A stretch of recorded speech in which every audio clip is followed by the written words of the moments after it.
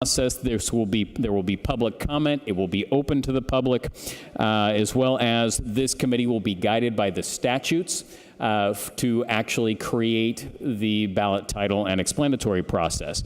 This process, of course, like we already have set forth in the Constitution, allows for review by the Supreme Court. In this. So a couple things about why we are doing this and why it is important.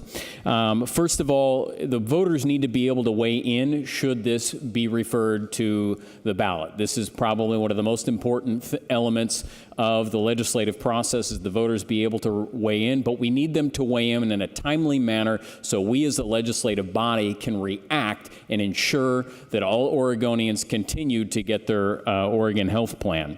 And so specifically, by holding an election in January, we would be able to react in the short session should the voters not agree with the actions this legislative body has decided to move forward with.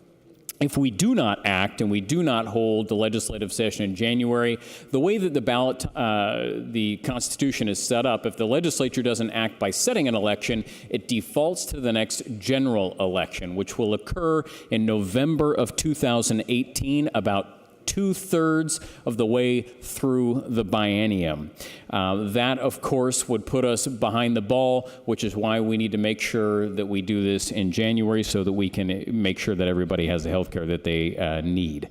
The other part of this, in terms of the committee that will develop the ballot title, this will allow public input where otherwise this would just be done by the Attorney General in an office setting. This allows public input. It allows it to be a bipartisan process. I've personally sat on an explanatory committee in the past where we were able to come to a bipartisan solution where in a contentious ballot measure where we were able to avoid the partisan bickering that often has when you have a partisan office like Attorney General or Secretary of State developing a ballot title.